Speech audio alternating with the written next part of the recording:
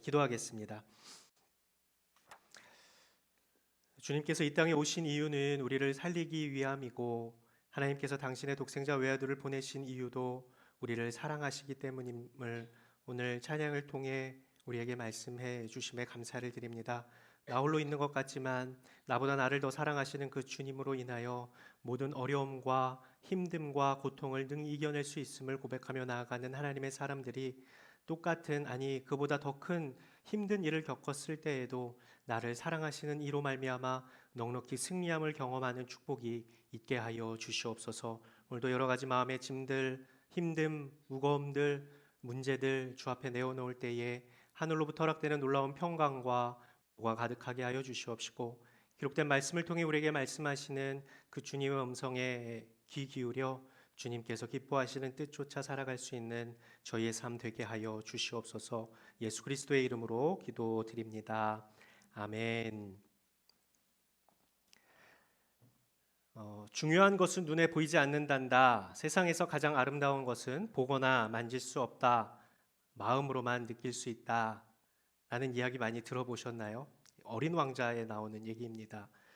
그런 이야기도 있죠. 네가 오후 4시에 온다면 나는 3시부터 행복해지기 시작할 거야. 누군가를 만난다는 것은 참 기분 좋은 일입니다. 그것도 만나고 싶었던 누군가를 만나게 됐을 때 그 시간들을 준비하고 또 기다리는 시간, 만나는 시간은 물론이고 이 모든 시간조차 참 설레임이고 좋은 시간이겠다 싶습니다. 또 내가 좋아하는 누군가로부터 갑작스럽게 연락을 받을 때, 제가 며칠 전에 제가 참 좋아하는 분이 저한테 그렇게 문자를 보내셨어요. 목사님 잘 지내시죠? 갑자기 생각나서 문자 남겨요. 물음표나 이모티콘 하나도 없이 목사님 잘 지내시죠? 갑자기 생각나서 문자 남겨, 이렇게 저한테 문자를 주셨어요. 근데 별거 아니잖아요. 그냥 문득 생각 든 게, 누군가가 나 같은 사람이 생각이 나서 연락을 했다는 게 굉장히 무미건조한 문장임에도 그냥 갑자기 생각나서 문자 남긴다는 게 굉장히 좋고 고마웠습니다. 그것도 그냥 내가 좋아했었던 사람, 아니 좋아했었던 사람이 아니죠. 좋아하는 사람, 오해하지 마세요. 좋아하는 사람이 갑자기 생각났다는 게, 뭐 보통 갑자기 생각은 날 수는 있는데 내가 당신이 생각나서 그냥 잘 지내는지 문자를 남깁니다, 연락을 합니다 하는 이 수고로움을 와닿지 않고 연락을 준다는 게 참 기분이 좋더라고요. 그냥 갑자기 생각이 나서 만약에 목사님 제가 하루 24시간 내내 생각하다 문자 보낸다 그러면 좀 무섭는데, 갑자기 생각났다, 그런 자체가 되게 좋았어요. 찰나에 그냥 쉬다가 차를 마시다가 운전을 하고 가다가 그냥 갑자기 생각이 났다는 거, 아무런 이유도 없이 뭐 부탁하려고 하는 것도 아니고 그저 궁금해서 그렇게 해줬다는 게 참 기분이 좋았습니다. 제가 이렇게 왜 말씀드리나, 여러분이 예배 드리러 2시에 온다면 여러분을 너무 사랑하시는 우리 하나님은 1시부터, 아니 한참 전부터 행복해 하실 것입니다. 또 반대로도 우리가 사랑하는 하나님을 만나기로 약속한 이 시간을 굉장한 설레임과 기대함으로 이 한 주를 보낸다면 그 한 주가 참 기분 좋고 기쁘겠다라는 생각을 하게 됐습니다. 바쁘고 분주한 일상을 보내다가도 하나님한테 하나님 잘 지내시죠? 갑자기 생각나서 하나님 이름 불러봅니다. 하나님 사랑합니다. 그러면 우리 하나님 어떠실까요? 물 마시다가 딱 갑자기 놀랄 수도 있어요. 왜냐하면 보통의 평소에 안 하던 거니까. 그럼에도 하나님 참 기분 좋지 않으실까? 하나님 나를 위해 마련해 주신 이 파란 하늘을 보니 하나님이 생각이 나고, 흘러나오는 찬양을 들으니 주님 생각이 납니다 고백한다면 우리의 일상 가운데 다른 사람이 경험하지 못하는 하나님 주시는 기쁨이 가득하지 않을까 싶습니다. 오늘 예배를 통해서 우리가 육신으로 보거나 만질 수는 없지만 아름다우신 하나님을 기뻐하는 것, 또 하나님이 기뻐하시는 마음이 함께 공유되고 나누어지는 귀한 예배가 될 수 있기를 주님의 이름으로 축복합니다. 오늘 예배뿐만 아니라 우리 삶의 모든 자리에서 드리는 예배를 통해서도 주님을 갈망하고 또 주님을 만나는 경험이 가득하시기를 진심으로 바랍니다. 지난 5월부터 약 10개월에 걸쳐서 달려온 로마서가 오늘 16장을 마무리로 끝내게 됩니다. 저 개인적으로 로마서 말씀을 준비하면서 새롭게 발견했던 것들, 또 다시 확실히 정립한 것들이 있어서 좋았지만 이게 그저 개인 묵상으로 끝냈으면 모르는데 이거를 이 딱딱하고 쉽지 않은 말씀을 준비하는 저도 그렇고 아마 듣는 여러분도 어려우셨을 텐데 들으시라고 너무 애쓰셨습니다. 어떤 말씀이 기억에 남는지는 서로를 위해서 묻지는 않겠습니다. 제가 신학교 졸업하는 날 총장님이 그런 설교를 하셨어요. 여러분 오늘 신대원 3년을 졸업하고 3년 동안 남은 것이 무엇인지 배운 것이 무엇인지 아마 기억이 잘 나지 않을 겁니다. 그렇다고 자책하지 마십시오. 교수님들도 상처받지 마십시오. 분명한 것 한 가지는 3년 전의 여러분의 모습과 지금의 여러분은 달라졌다는 겁니다. 콩나물이 자라는 것처럼 마치 물을 부어도 그 물이 다 빠지지만 콩나물이 쑥쑥 자라는 것처럼 여러분도 성장하였고 성숙하였고 이전보다 조금은 더 주님을 닮아 있을 것입니다. 우리의 성장과 성숙은 앞으로도 계속될 것이고 또 계속되어야 합니다. 우리도 그렇죠. 사실 말씀을 나눈 저도 어떤 말씀을 나눴는지 원고를 다시 뒤져보지 않으면 잘 기억이 나지 않습니다. 그러나 분명한 한 가지는 저와 여러분 안에 착한 일을 시작하신 하나님께서 그리스도 예수의 날까지 우리를 복음에 합당한 사람으로 하나님 나라에 합당한 사람으로 만들어 가고 계시고 또 그렇게 하고 계시다라는 거예요. 바울은 로마서를 통해서 모든 사람에게 차별이 없으신 하나님의 사랑, 이 하나님의 은혜가 죄로 인해 영원히 죽을 수밖에 없는 인간을 구원하시는 복음의 메시지를 로마 교회와 지금 우리에게 전해했습니다. 그리고 오늘 16장에서는 앞부분에는 긴 안부 인사와 뒷부분에서는 몇 가지 권면의 말씀으로 편지를 마치죠. 바울이 그의 서신서에서 성도들의 이름을 불러가면서 안부를 묻는 것은 꽤 쉽게 발견할 수 있는 바울 서신의 특징 중에 하나입니다. 그런데 특이한 것은 로마서는 거의 30명에 가까운 사람에게 안부를 전하고 있다는 거예요. 다른 책들에 비해서 훨씬 그 수가 많습니다.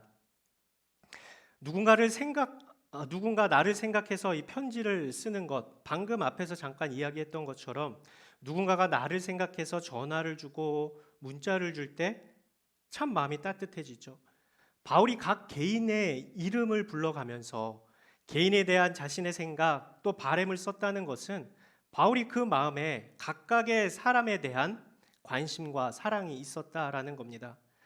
그런 생각이 들 수도 있습니다. 사실 바울이 로마서를 쓸 때 바울은 로마 교회에 한 번도 방문하지 않은 상태였는데 어떻게 이렇게 로마 교회에 있는 사람들의 이름을 다 알고 쓸 수 있을까라는 궁금증이 있을 수도 있습니다. 이 몇몇 사람, 예를 들면 브리스가와 아굴라 부부는 바울이 고린도에서 만나서 함께 천막 만드는 일을 했던 사람들이고 그들이 원래 사실 로마에 거주하다가 글라우디오 황제가 이 유대인들, 그리스도인들을 로마에서 추방하는 칙령을 내렸습니다. 그 이후에 고린도에서 바울을 만나서 사역을 하다가 다시 로마로 돌아와서 로마 교회에서 이 가정교회를 시작한 사람들이 바로 이 브리스가와 아굴라이기 때문에 바울은 그들을 이미 알고 있었던 것이죠. 또 안드로니고나 유니아, 누기오, 야손, 소시바더 같은 이 사람들은 바울의 친척으로 로마에서 살면서 교회 공동체를 이루었던 사람들입니다. 여기서 친척이란 우리가 지금 말하는 어떤 피로 연결된 사람들이 아니라 같은 종족 유대인들이 무리라는 뜻입니다. 우리가 사도행전 2장의 오순절 성령 강림의 사건으로 이 일을 경험한 사람들이 성령의 이끄심을 따라 뿔뿔이 흩어져서 로마에 와서 신앙 공동체를 이루었었던 것이죠. 그런 사람들의 이름을 바울이 불러가며 편지를 쓰고 있는 겁니다. 바울이 그들을 생각하며 글을 쓸 때 어떤 마음이었을까요? 또 편지에 자신의 이름이 쓰여진 것을 본 사람들은 어떤 마음이었겠습니까? 편지를 쓰는 바울이건 편지에 이름이 있는 사람이건 서로에 대한 이 깊은 애정과 더 나아가 이 믿음의 걸음을 함께 걸어가는 동역자로서 서로 중보하고 있구나라는 어떤 이 믿음의 든든함, 함께 동역함의 든든함이 저들의 마음 가운데 있었을 겁니다. 그들을 동역자라고 부르죠. 먼저 한번 나누고 싶은 것은 우리 모두가, 우리 프라미스 공동체 모두가, 또 강동 온누리교회가, 또 한국교회가 끊어지지 않는 그리스도의 사랑으로 함께 믿음의 걸음을 걸어갈 수 있기를 바랍니다. 바울이 동역자에게 편지한 것처럼 말이죠. 좋은 만남, 복된 만남은 인간적이고 계산적인 만남이 아니라 최고의 가치를 함께 바라봄으로 만나는 관계가 진정 좋은 만남이고 복된 만남입니다. 요즘 여러분 사무엘상 말씀을 묵상하실 텐데 다윗과 요나단의 이 우정, 서로를 향한 사랑에 대한 말씀이 나옵니다. 요나단의 경우에는 아버지인 사울과의 관계보다 다윗과의 더욱 친밀함이 있었죠. 다윗의 입장에서도 자신을 죽이려고 하는 사람의 아들이 자신의 생명을 구하기 위해 자신의 생명을 던지는 것을 보면서 아마 그 애틋함, 서로를 향한 친밀감이 생겼을 것입니다. 이후에 다윗이 온 이스라엘 왕이 됐을 때 요나단의 다리 저는 아들이었던 무비보셋을 자신의 양자로 삼아서 함께 식탁을 나누는 장면을 볼 수가 있습니다. 어떻게 다윗과 요나단이 이렇게 좋은 관계가 될 수 있었을까? 아버지를 배신하면서까지, 그리고 자신을 죽이려고 했던 가문의 사람을 왕자로 대우할 수 있을 때까지 어떻게 그런 관계를 가질 수 있었을까? 이게 인간적으로 가능할까요? 인간적인 교제를 나눈다고 이게 가능할까요? 중요한 핵심은 다윗과 요나단이 공통적으로 추구했었던 가치, 가장 중심에 두었던 가치가 같았기 때문입니다. 사무엘상 17장에 블레셋의 장수인 골리앗을 쳐부순 다윗이 이야기하는 게 있어요. 우리 사무엘상 17장 47절 말씀 한번 같이 읽겠습니다. 시작. 또한 여호와께서는 칼이나 창으로 구원하지 않으신다는 것을 여기 모인 사람들이 다 알게 될 것이다. 전쟁은 여호와께 속한 것이니 그분이 너희 모두를 우리 손에 넘겨 주실 것이다. 전쟁은 여호와께 속한 것이니 그분이 너희 모두를 우리 손에 넘겨 주실 것이다. 여러분, 요나단이라는 이름의 뜻은 여호와께서 주셨다라는 뜻이에요. 다윗이 골리앗과 싸울 때 전쟁은 여호와께 속했다. 그런데 요나단은 어떤 사람이었어요? 나는 여호와께 속한 사람이다라고 이야기했어요. 그 다윗이 골리앗을 쳐부수는 모습을 보고 이 요나단 마음에 그를 향한 끌림이 있었다라고 표현을 합니다. 우리 사무엘상 18장 1절 말씀 같이 읽죠. 시작. 다윗이 사울과 이야기를 마치자 사울의 아들 요나단은 다윗에게 마음이 끌려 다윗을 자기 목숨처럼 사랑하게 됐습니다. 여기서 마음이 끌렸다라는 것을 영어 번역에 became one in spirit, 발음 좋죠? 이렇게 얘기해요. became one in spirit. 영적으로 한 곳, 즉 하나님께 집중해 있었다라는 겁니다. 그것이 그들이 공유한 최고의 가치였던 거죠. 사울에 의해 목숨이 왔다 갔다 하는 상황에도 목숨보다 더 중요한 가치로 둔 분이 바로 두 사람 다 하나님이었다라는 거예요. 하나님의 뜻, 하나님의 계획, 하나님의 경외함, 이것이 그들의 공통적으로 가지고 있었던 가치였기 때문에 하나님에 대한 절대적인 신뢰가 있었기 때문에 그들은 서로의 관계에 대한 신실함이 있을 수 있었던 겁니다. 제가 결혼 주례를 할 때 가끔 이야기하는 게 신랑과 신부가 이렇게 서로 바라보면 처음에는 좋지만 계속 보다 보면 실증이 난다. 서로만 계속 보고 있으면 나중에 이 믿음 관계도 흔들린다. 이 중요한 게 이 삼각형을 그렸을 때 신랑과 신부가 여기 있다면 가장 가까워지는 것은 위의 꼭지점으로 가는 건데 그 위의 꼭지점에 하나님을 두어야 된다. 하나님을 함께 바라보고 갈 때 진정한 가까움이, 부부의 가까움이 생긴다라는 이야기를 합니다. 인간적인 눈으로 서로를 바라보는 것이 아니라 영적인 눈으로 하나님을 함께 바라보며 하나님의 주인 되심을 인정하며 주님께 더욱 가까이 나아갈 때 진정한 친밀함이 형성된다라는 겁니다. 여러분 축복합니다. 함께 하나님을 바라볼 수 있는 사람을 만날 수 있기를 주님의 이름으로 축복합니다. 되게 아멘이 크게 나올 줄 알았었는데 서로 바라보고 죽고 못 사는 사람은 둘 다 죽을 수도 있습니다.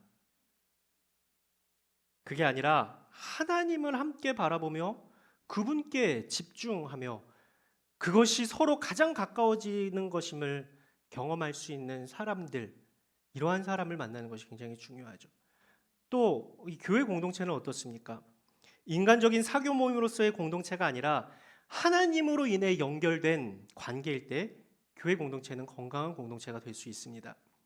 머리이신 그리스도로 연결된 모든 지체가 교회다라고 사도 바울이 비유적으로 표현한 것처럼 몸의 모든 지체가 머리의 지배를 받고 머리의 통제를 받아서 움직이는 것처럼 손은 손대로 움직이고 발은 발대로 자기 유익을 위해 움직이는 것이 아니라 머리이신 그리스도의 지배를 받고 그분께 연결되어서 그분의 이끄심에 철저히 순종할 때 교회가 참 교회의 모습이다라고 바울은 이야기합니다. 우리가 서로에게 그런 동역자이기를 바랍니다. 그리고 우리 각자에게도 그런 만남의 축복이 있기를 바랍니다. 바울이 기록하고 있는 사람들처럼 다윗과 요나단처럼 하나님을 함께 바라봄으로 그것이 정말로 아름다운 만남이구나, 그것이 정말로 복된 만남이구나, 그 선물을 저와 여러분이 누릴 수 있기를 주님의 이름으로 축복합니다. 이렇게 긴 안부 인사를 하고 나서 바울은 마지막으로 크게 두 가지를 권면합니다. 우리 먼저 17절, 18절 말씀 같이 읽죠. 17절, 18절 말씀입니다. 시작. 형제들이여, 내가 여러분에게 권합니다. 여러분은 배운 교훈에서 역행해 분열을 일으키고 회방하는 사람들을 경계하고 그들을 멀리하십시오. 그런 사람들은 우리 주 그리스도를 섬기지 않고 자기 배만 채우며 그럴듯한 말과 아첨하는 말로 순진한 사람들의 마음을 현혹합니다. 첫 번째 권면은 배운 교훈에 굳게 서서 다른 교훈에 흔들리지 말라는 것입니다. 바울은 편지를 통해서 참 복음이 무엇인지 길게 굉장히 논리적이고 굉장히 체계적으로 로마 교회 성도들에게 가르쳤습니다. 앞에서 말씀드렸던 것처럼 차별 없으신 하나님의 사랑, 인간의 어떤 방법으로도 얻을 수 있는 의, 오직 예수 그리스도로 옷 입을 때 얻게 되는 의로움, 구원, 은혜, 이러한 이야기를 통해 복음 위에 굳게 서도록 사도 바울은 가르쳤습니다. 또한 그 복음으로 말미암아 구원받은 사람의 삶의 모습은 어떠해야 하는지, 또 그런 사람들의 모임인 하나님의 공동체는 또한 어떠해야 하는지 자세하고 구체적으로 가르쳐 왔습니다. 지난주까지 우리가 나누어 온 말씀이죠. 그런데 이 배운 교훈에서 역행하는 사람들이 있을 수 있다라는 거예요. 그래서 공동체를 분열시키고 신앙을 회방하는 사람들, 이런 사람들은 그리스도를 섬기지 않고 자신의 유익을 위해 뱀의 혀처럼 현혹시키며 사람들을 무너뜨리는 사람들이 생길 수 있다라는 것입니다. 그런 사람들의 꼬임에 넘어가지 말아라, 흔들리지 말고 그들을 경계하고 멀리하라는 겁니다. 이게 첫 번째 권면이에요. 두 번째 권면입니다. 19절과 20절 말씀, 19절, 20절 말씀입니다. 같이 읽겠습니다. 여러분의 순종이 모든 사람에게 알려지고 있어 나는 여러분으로 인해 기뻐합니다. 나는 여러분이 선한 일에는 지혜롭고 악한 일에는 순진하기를 바랍니다. 평강의 하나님께서 속히 사탄을 여러분의 발 아래서 짓밟히게 하실 것입니다. 우리 주 예수의 은혜가 여러분과 함께 하기를 빕니다. 한 문장으로 하면 두 번째 권면은 19절에 나오는 선한 일에는 지혜롭고 악한 일에는 순진하라라는 거예요. 우리가 구원을 보통 세 가지 시제로 말합니다. 이미 구원을 받았고 구원을 이루어가고 있고 결국 구원이 완성될 것이다. 이것을 종교개혁자들은 칭의와 성화와 영화의 과정이라고 설명하죠. 그리스도의 승리에 대한 사건 역시도 이 시제가 세 가지로 나뉩니다. 20절에서 평강의 하나님께서 속히 사탄을 여러분의 발 아래서 짓밟히게 하실 것입니다 라고 말하는데, 첫 번째 시대는 사탄은 패배했다라는 과거 시제, 두 번째는 사탄은 패배하고 있다 현재 시제, 세 번째는 사탄은 결국에 패배할 것이다 라는 미래 시제입니다. 첫 번째, 사탄은 패배했다, 그리고 세 번째, 사탄은 패배할 것이다 라는 첫 번째와 세 번째는 오직 예수님께서만 성취하시고 성취하실 수 있는 것입니다. 왜요? 사탄은 이미 십자가에서 패배했고 종말의 날 사탄은 말씀처럼 하나님께서 그 머리를 짓밟으실 것이기 때문에 그래요. 예수님께서만 하실 수 있는, 우리가 참여할 의지가 없는 첫 번째와 세 번째 싸움이 있지만, 이 두 번째, 사탄은 패하고 있다, 이 현재의 사탄과의 이 싸움에는 그리스도인인 우리가 참전할 필요가 있는 겁니다. 그것을 우리는 영적 싸움이라고 이야기를 하는 거예요. 오늘 이 영적 싸움에 참전하는 그리스도인은 어떠해야 하는가? 바울은 한 줄로 그렇게 이야기합니다. 선한 일에는 지혜롭고 악한 일에는 순진해야 한다라는. 영적 전쟁, 일상의 영적 전쟁에서 여러분 승리하길 원하십니까? 선한 데는 지혜롭고 악한 일에는 순진하시길 바랍니다. 순진하다니까 뭔가 되게 좋아 보이죠. 이 개역개정 번역에서는 악한 일에는 미련하라 라고 이야기해요. 선한 데는 지혜롭고 악한 데는 미련해라. 어떤 번역에서는 선한 데는 지혜롭고 악한 일에 대해서는 아주 초보자가 되라 라고 이야기를 합니다. 그게 현재 진행되는 영적 싸움에서 승리할 수 있는 비결이라는 겁니다. 여러분, 선한 일과 이 악한 일을 어떻게 구분할 수 있습니까? 인간적으로 볼 때 혹은 윤리적으로 볼 때 선한 일과 악한 일을 구분할 수 있겠지만 성경이 말하는 선한 일과 악한 일은 하나님의 일과 그렇지 않은 일, 그것입니다. 왜냐하면 하나님만이 선하시기 때문에 그래요. 그분이 하시는 일만이 선한 일이기 때문에 하나님 편에 있는 것만이 선한 선택이라는 겁니다. 선한 일과 악한 일, 하나님의 일과 그렇지 않은 일을 구분하기 위한 방법은 하나님을 아는 겁니다. 선하신 하나님을 발견하는 겁니다. 하나님을 깊이 묵상하는 겁니다. 하나님을 바라보는 것입니다. 하나님의 마음을 아는 것입니다. 하나님은 무엇을 좋아하실까? 하나님은 어떻게 하기를 원하실까를 질문하고 그것을 붙잡고 놓치지 않으려 해야 한다는 것이죠. 그래야 우리는 현재를 승리할 수 있는 겁니다. 사탄은 어떻게든 선한 일에서 우리를 멀리 떼어 놓으려고 합니다. 즉 하나님으로부터 우리를 떨어뜨려 놓으려고 한다, 이 말입니다.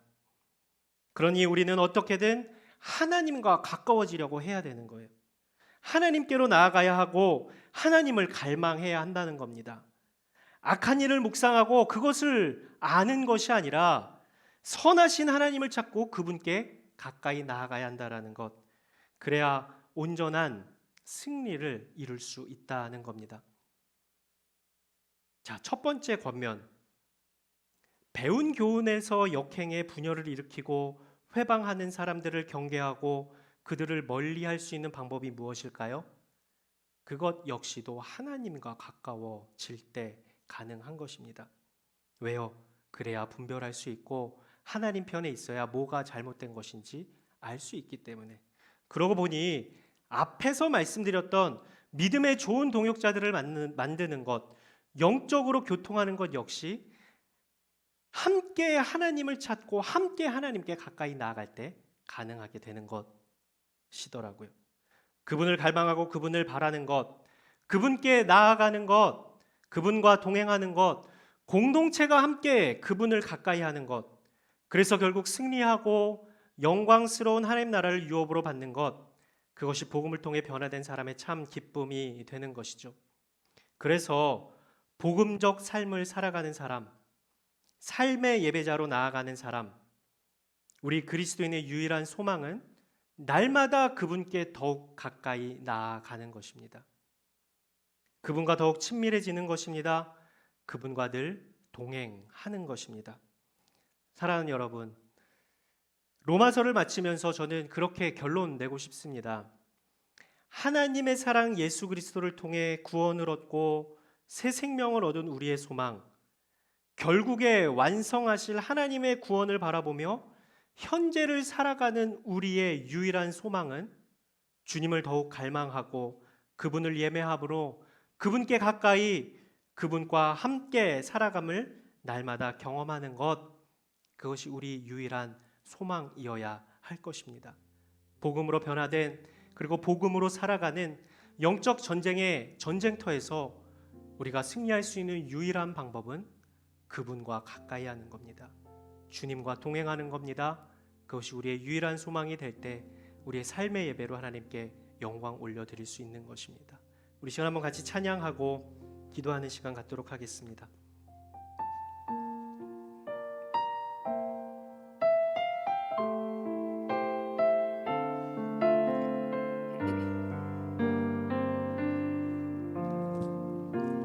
빛으로 임하신 주, 빛으로 임하신 주, 나의 어둠을 비추시네. 나의 어둠을 비추시네. 비추시네. 내 안에 연약함 모두 내 씻어주시네. 안에 연약함 모두 씻어주시고 나를 기억이사 안으시네. 내 삶에 임하신 주님, 내 삶에 임하신 주 모든 두려움 덮으시네. 주 나의 모든 것 주님만 의지하리. 눈을 들어 주님만 바라보리. 주님을 예배하는 것, 주님을 예배하는 것, 주님을 기뻐하는 것, 나의 마음과 뜻 다해 주님 더 알기 원하네. 주님을 사랑하는 것, 주님을 갈망하는 것, 나의 유일한 소망. 다시 한번 찬양하죠. 빛으로 임하신 주, 빛으로 임하신 주, 나의 어둠을 비추시네. 나의 어둠을 비추시네. 내 안에 연약함 모두 씻어주시네. 내 안에 연약함 모두 씻어주시고 나를 기억이사 안으시네. 내 삶의 주인으로 임하신 주님, 내 삶에 임하신 주 모든 두려움 덮으시네. 모든 두려움 덮으시네. 주 나의 모든 것, 주 나의 모든 것 주님만 의지하리. 눈을 들어 주님만 바라보리. 주님을 예배하는 것, 주님을 예배하는 것, 주님을 기뻐하는 것, 나의 마음과 뜻 다해 주님 더 알기 원하네. 주님을 사랑하는 것, 주님을 갈망하는 것, 나의 유일한 소망. 주님을 예배하는 것,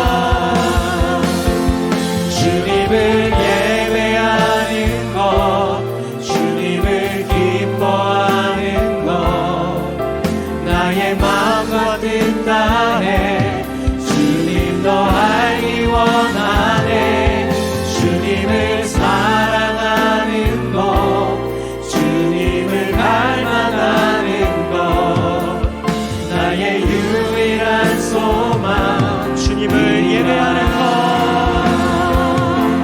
주님을 예배하는 것, 주님을 기뻐하는 것, 나의 마음과 뜻 다해 주님 더 알기 원하네.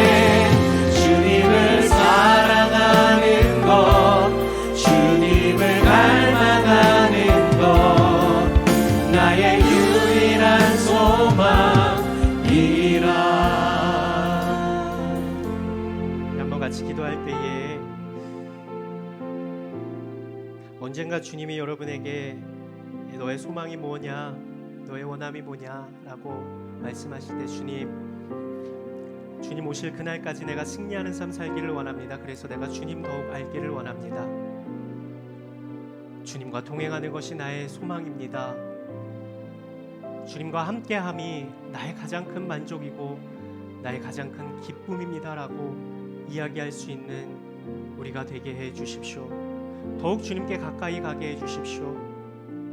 너무나 악한 것이 많은 이 시대와 세대 속에서 선한 데는 지혜롭기 위해 주님을 더욱 알기 원하며 악한 데는 미련하기 위해 더욱 주님을 예배하는 저희의 삶이 되게 하여 주셔서 주님을 날마다 갈망하며 주님을 찾으며 주님 주시는 기쁨과 평강으로 정말로 이 땅 가운데 하나님의 나라를 경험하며 살아가는 저희의 인생 되게 하여 주시옵소서. 이 시간 한번 같이 기도하며 나아가겠습니다.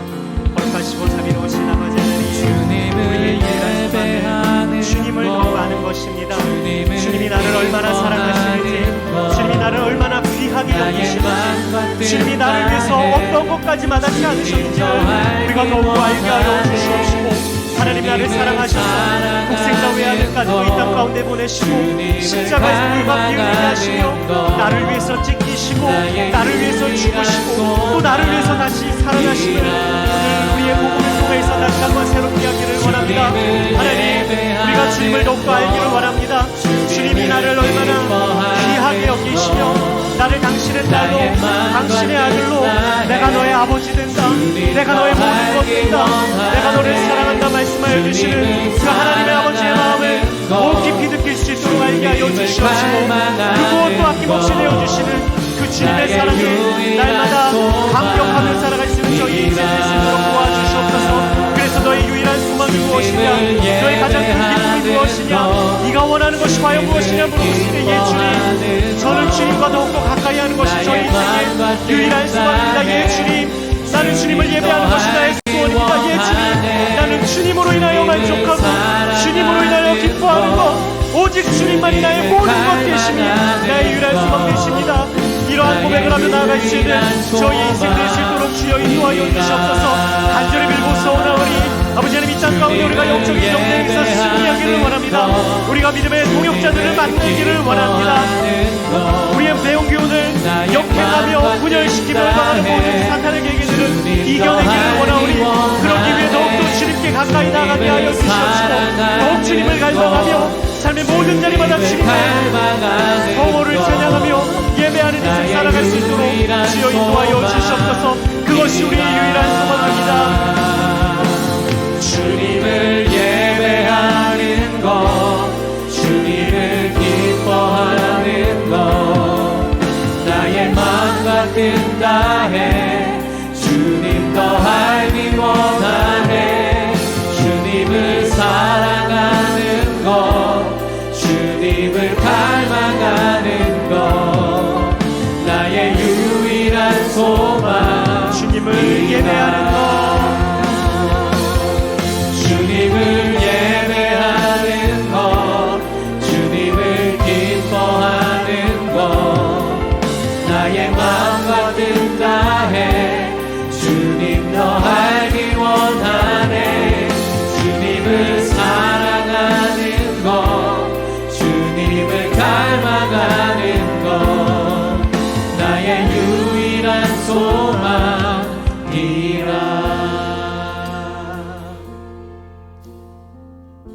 사랑하는 여러분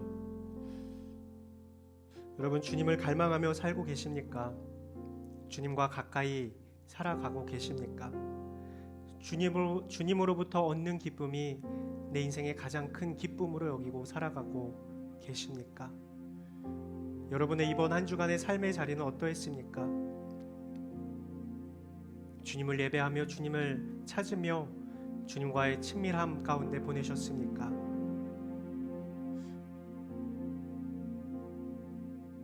저와 여러분의 삶이 모든 순간에 우리가 좋을 때든 힘들 때든 괜찮을 때든 그렇지 않을 때든 어떠한 상황이라도 주님을 가까이 하고 주님을 알게 힘쓰며 그 주님으로부터 얻는 놀라운 평강이 우리 삶 가운데 가득하기를 원합니다. 우리가 주님을 알아간다면, 우리 하나님 아버지가 나를 얼마나 사랑하시는지를 안다면 그 사랑에 감격하여 하루 한시도 아까워서 주님을 찬양하지 않으면 안 될 것입니다. 그 주님은 저와 여러분을 위해 가장 소중한 것을 우리에게 내어주셨습니다. 왜요? 사랑하기 때문에 그렇죠. 모든 것을 내어주셨고 예수님께서는 물과 피와 그분의 생명까지도 우리를 얻기 위해 내어주셨습니다. 그러니 우리가 주님을 예배하지 않을 이유가 무엇 있겠습니까? 우리가 기뻐하지 않을 이유가 무엇 있겠습니까? 감사하지 않을 이유가 무엇 있겠습니까? 사랑하는 주님, 매 순간마다 하나님의 은혜와 우리를 사랑하시는 그 크신 사랑에 감격하며 살아갈 수 있는 저희가 되게 하여 주옵소서. 그래서 더욱 주님께 가까이 나아가 더욱 주님과 동행함으로, 주님과의 친밀함으로 여전히 살아가야 할 우리의 인생의 모든 걸음마다 승리로 주께 영광 올려드릴 수 있는 저희의 인생 되게 하여 주시옵소서. 주님을 사랑하고 주님을 갈망하고 주님을 예배하는 것이 저희의 가장 큰 소망, 유일한 소망 되게 하여 주셔서 복음으로 살아가는 사람이, 복음으로 변화된 사람이 세상 것을 소망하며 살아가는 것이 아니라 주님을 더욱더 알아감이 우리의 가장 큰 소망입니다 고백하며 살아가는 귀한 하나님의 사람들 될 수 있도록 주님 축복하여 주시옵소서. 예수 그리스도의 이름으로 기도드립니다. 아멘.